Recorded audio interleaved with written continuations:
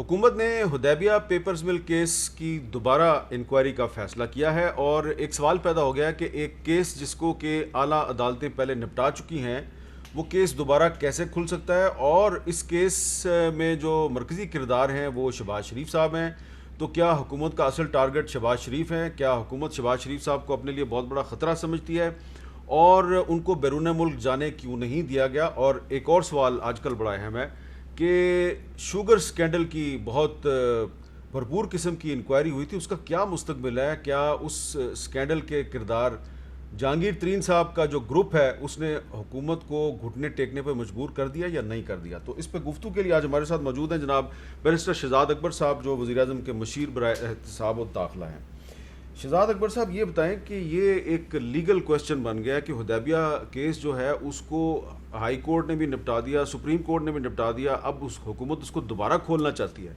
कैसे खुलेगा वो दोबारा? देखिए अमीर साहब, दो चीज़ें हैं। एक तो चीज़ ये है कि कोई भी केस जिसमें न्यू फाउंड एविडेंस हो, न्यू फाउंड एविडेंस की बुनियाद के ऊपर केस दोबारा खोला जा सकता है। ये मैं आपको एक लीगल थ्योरेटिकली बात बता रहा हूँ। दूसरी चीज़ ये है कि अगर अब हम इस केस के ऊपर स्पेसिफिक आ जाएं तो इस केस के अंदर जब भी थोड़ी आपने शॉर्ट सुनाई मरीम साहबा की कि जितना ये केस इन्वेस्टिगेट हुआ है, एक्चुअली ये केस कभी डिटेल से ना इन्वेस्टिगेट हुआ और ना ही ये केस कभी प्रोसिक्यूट हुआ।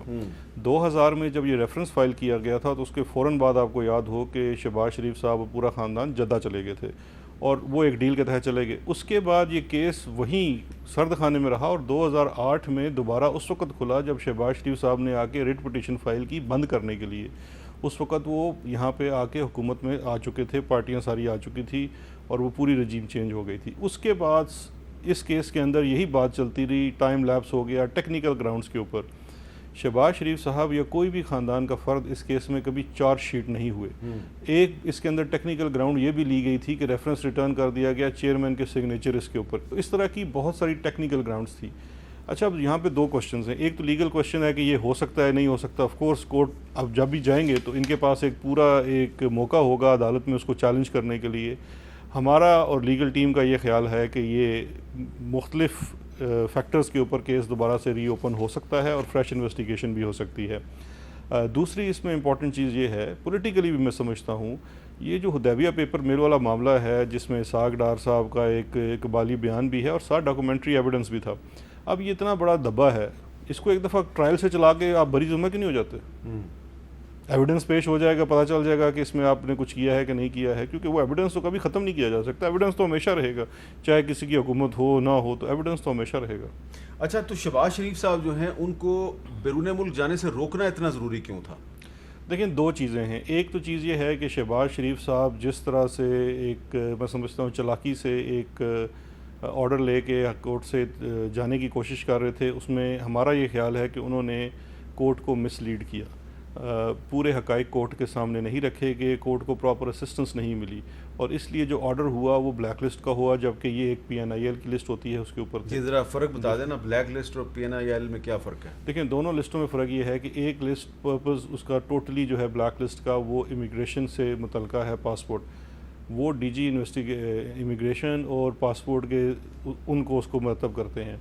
दूसरी लिस्ट है PNIL की। PNIL है प्रोविजनल नेशनल आइडेंटिफिकेशन लिस्ट, यानी कि उस किसी भी शख्स का नाम जहाँ पे कोई भी तहकीकाती इदारा उसको ECL में डलवाना चाह रहा है लेकिन अभी उसका जो प्रोसेस कंप्लीट नहीं किया, वो उसके लिए उसमें डलवा सकता है। उसकी बाकायदा SOP बनी हुई हैं। अब ये मल्टीपल केसेस इनके यहाँ इन्वेस्टिगेट हो रहे हैं शहबाज शरीफ साहब के। अब अगर हमें वहाँ पे नोटिस होता, हम अदालत को बाकायदा असिस्ट करते। एक वजह ये है। दूसरी वजह हमीर साहब मैं समझता हूँ वो बड़ी इंपॉर्टेंट है और वो इम्पॉर्टेंट ये है, वो जो तासुर है कि शायद यहाँ पे जो एक ताकतवर शख्स है या बासर शख्स है वो ज़ोर आवर है और वो तमाम सहूलतें हासिल कर सकता है जो कि एक ऑर्डिनरी सिटीज़न से अलग है। और रियासत की ज़िम्मेदारी है कि हम तमाम अदालतों में जिस तरह से इनके पास हक़ हासिल है कि ये अपना पूरा मौक़िफ़ बयान करें और हर अदालत में इनको पूरा दिफा का मौका मिलना चाहिए, रियासत को भी मिलना चाहिए कि हम असिस्ट करें और बताएं कि जी ये इसमें मसला है। एक और बड़ी इंपॉर्टेंट पॉइंट है अमीर साहब, ये लंदन जाना चाहते थे इलाज की गर्ज से, अब लंदन में इलाज की गर्ज से जाने के लिए मुझे एक बात बता दीजिए, पाकिस्तान रेड जोन में है। शहबाज शरीफ साहब हमारी इत्तला के मुताबिक ना ब्रिटिश नेशनल हैं, ना ही कोई ऑफिशियल हैं जो बरतानिया के लिए काम करते हैं।